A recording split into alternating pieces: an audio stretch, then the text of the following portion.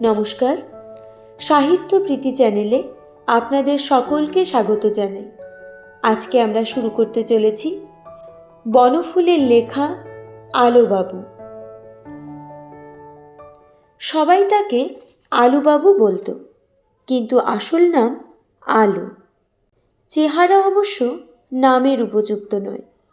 গায়ের রং কুচকুচে কালো, মুখটি বেগুন পোড়ার মতো, তার উপর কালো গোঁফ দাড়ি, যুগ্ম ভ্রু, মাথায় ঘাড় পর্যন্ত লম্বা বাবরি চুল, গলায় তুলসীর মালা, সেটিও কালো হয়ে গেছে। পরনের থানখানা অবশ্য ধবধবে সাদা, গায়ের চাদরখানিও সাদা। আলুথালু জামা গায়ে দিতেন না, জুতোও পরতেন না। একদিন সকালে বৈঠকখানায় ঢুকে নমস্কার করে কাঁচুমাচু হয়ে দাঁড়িয়ে রইলেন। সেই দিনই প্রথম দেখলাম তাকে। কি চাই আপনার? অনুগ্রহ করে একটু সাহায্য করবেন আমাকে। সাহায্য প্রার্থী অনেক আসে, অধিকাংশ লোকই টাকা চায়। ভাবলাম ইনিও বোধহয় সেই দলেরই। মনে মনে একটু বিরক্তও হলাম, কিন্তু মুখ ফুটে বিরক্তি প্রকাশ করতে পারলাম না। বরং বললাম, অসম্ভব না হলে নিশ্চয়ই করব। বলুন, কি করতে হবে? তার বাঁ হাতে একটা ছোট্ট থলি ছিল। তার ভিতরে হাত ঢুকিয়ে তিনি একটি ছোট পাখির ছানা বার করলেন। একটা ছোড়া এই পাখির ছানাটার পায়ে দড়ি বেঁধে টেনে টেনে নিয়ে বেড়াচ্ছিল। আমি 2 আনা পয়সা দিয়ে বাচ্চাটা নিয়ে নিয়েছি তার কাছ থেকে। মনে হচ্ছে ওর পায়ে লেগেছে, বুঝলেন? পায়ে দড়ি বেঁধে টেনে নিয়ে বেড়াচ্ছিল কি না একটু দেখবেন দয়া করে। শুনেছি আপনি বড় ডাক্তার। দেখলাম পাখির ছানাটিকে, পায়ে সত্যি লেগেছিল। টিংচার আয়োডিন লাগিয়ে বেঁধে দিলাম। তো কি করবেন এটাকে নিয়ে? পুষবেন? না, ভালো হলে ছেড়ে দেব। জীবন্ত কোনো জিনিস পোষার সামর্থ্য আমার নেই। ইচ্ছে করে খুব, কিন্তু পয়সা নেই, সেই জন্য তো বিয়েও করিনি। কুণ্ঠিত দৃষ্টি তুলে একটু হেসে চাইলেন আমার দিকে। ও, এর আগে তো দেখিনি আপনাকে। কোথায় থাকেন? আগে অবিনাশবাবুর বাড়িতে, দিন 7 হলো এসেছি। আর একবার কুণ্ঠিত দৃষ্টি তুলে চাইলেন। অবিনাশবাবু এখানকার নামজাদা উকিল একজন। ও, তা অবিনাশবাবুদের সঙ্গে আত্মীয়তা আছে বুঝি? না, তেমন কিছু নয়। আমার এক দূর সম্পর্কের ভাগ্নির বন্ধুর শ্বশুর উনি। আসলে লোক খুব ভালো, তাই দয়া করে থাকতে দিয়েছেন। আলোবাবু পাখির ছানাটি নিয়ে চলে গেলেন। দিন কয়েক পরে অবিনাশবাবুর বাড়িতে যেতে হয়েছিল। সেখানে আলুবাবুর সাথে আবার দেখা। দেখলাম তিনি একটি দেশি কুকুরের বাচ্চার পরিচর্যায় নিযুক্ত হয়ে আছেন। আমাকে দেখেই একমুখ হেসে বললেন, বিনুবাবুর কুকুর এটি। কুকুর পোষার শখ আছে, কিন্তু সেবা করতে জানে না। 2 চোখে এতক্ষণ পিছুটি ভর্তি ছিল। তুলো ভিজিয়ে পরিষ্কার করল। আর কুকুরকে সারাক্ষণ বেঁধে রাখলে কি চলে বলুন? ওদের সঙ্গে খেলাও তো করতে হয়। কুকুরটার দিকে চেয়ে তার মুখের সামনে টিচকি দিতে লাগলো।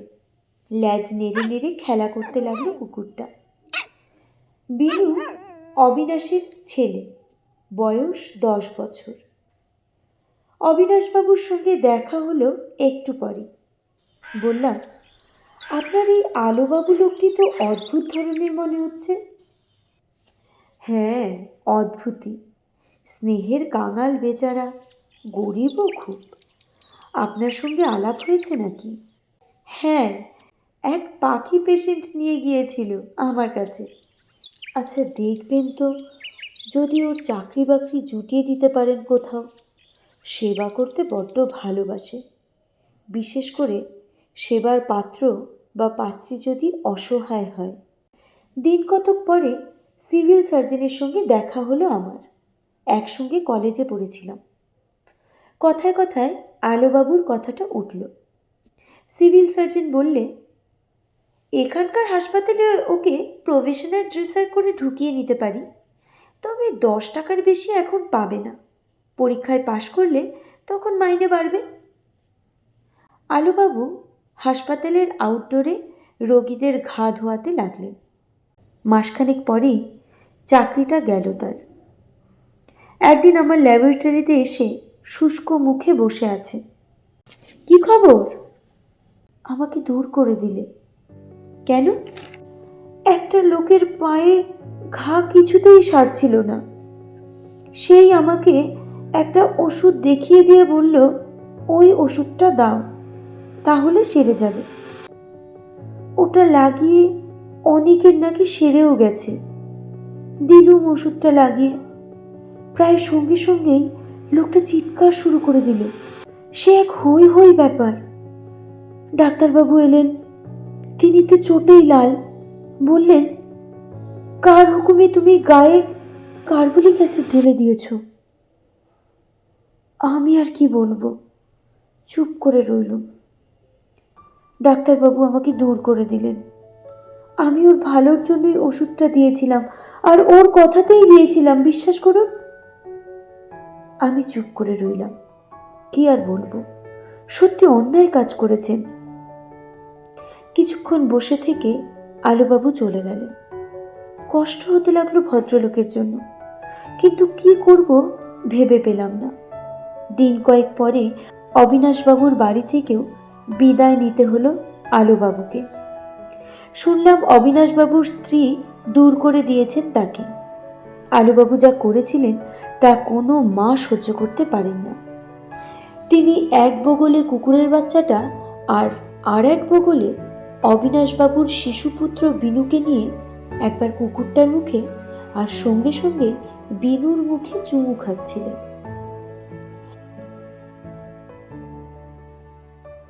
অবশেষে আমি আশ্রয় দিলাম আলোবাবুকে।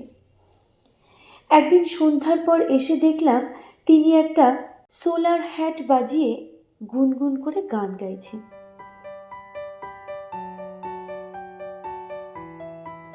আপনি গান বাজনা জানেন নাকি? কুণ্ঠিত মুখে উঠে দাঁড়ালেন তিনি। এককালে ডুগি তবলা বাজাতে পারতাম, দৈন্যের দায়ে সব বেচে দিতে হয়েছে। এখন এই হ্যাট বাজাই। বলাই বাহুল্য, খুব কৌতুক অনুভব করলাম। হ্যাট পেলেন কোত্থেকে? অনেক আগে স্যুটও পরতাম, সব গেছে। ওই হ্যাটটি আছে কেবল। আলোবাবুর আরও পরিচয় পেলাম দিন কয়েক পরে। একদিন দেখি তিনি ছুটতে ছুটতে আসছেন। কি হলো, ছুটছেন কেন? 10টা বেজে গেছে, আমার ঘড়িতে দম দেওয়া হয়নি এখনো। রামবাবুর গাইটার বাচ্চা হয়েছে শুনে দেখতে গিয়েছিলাম। হঠাৎ শুনতে পেলাম তার বৈঠকখানার ঘড়িতে টং টং করে 10টা বেজে গেল। তক্ষুনি ছুটলাম। আমার ঘড়িতে ঠিক 10টার সময় দম দেই।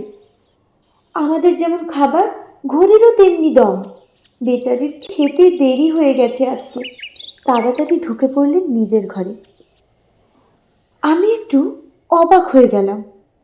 আলোবাবুর যে ঘড়ি আছে তাই জানতাম না। তার পিছু পিছু এসে একটু আড়াল থেকে দেখতে লাগলাম। দেখলাম ঘরে ঢুকেই তিনি নিজের ভাঙা তোরঙ্গটা খুললেন। তার ভেতর থেকে বার করলেন একটা ছোট্ট টিনের বাক্স। বাক্সের ভিতর থেকে একটা ন্যাকড়ার ছোট্ট পুটুলির মতো কি যেন বার করলেন। ন্যাকড়াটা খুলতেই লাল রঙের শালুর পুটুলি বেরিয়ে পড়ল। সেটি খুললেন। বেরুলো রেশমি ন্যাকড়ার পুটুলি। সেটি খুলতেই বের হলো খানিকটা তুলো, তারপর ছোট্ট ঘড়িটি। 3 পুরু কাপড় ঢাকা ঘড়িটিকে রাখলেন সযত্নে। ঘড়িটি বার করে চাপটালি খেয়ে বসলেন। তারপর চোখ বুজে ধীরে ধীরে দম দিতে লাগলেন। মনে হলো যেন পুজো করছেন। অবিনাশবাবুর কথাটা মনে পড়ল। স্নেহের কাঙাল বেচারা। জীবনে কিন্তু ভালোবাসার সুযোগ পাচ্ছে না কোথাও। সব স্নেহ তাই উজাড় করে দিয়েছে বোধহয় সেই ঘড়িটির ওপর। একদিন ল্যাবরেটরি থেকে ফিরে দেখি আলুবাবু হ্যাড বাজিয়ে তারস্বরে গান গাইছে। দুটো লাইনই বারবার গাইছে। আমার ওরা সইল না কেউ, আমার কাছে রইল না কেউ, আমার ওরা সইল না কেউ, আমার কাছে রইল না কেউ। আমি অনেকক্ষণ দাঁড়িয়ে রইলাম অবাক হয়ে। এমন গলা ছেড়ে গান গাইতে শুনিনি কখনো তাকে। দাঁড়িয়ে থাকতে দেখে থেমে গেলেন তিনি। আজ এত জোরে গান গাইছেন যে? কিছু হয়েছে? না, এমনি। তারপর আমার দিকে যেয়ে কুণ্ঠিত হাসি হেসে বললেন, আমার ঘড়িটা আমার ঘড়িটা চুরি হয়ে গেছে। ঠিক সময় হয়তো ভালো করে দম দিতে পারবে না।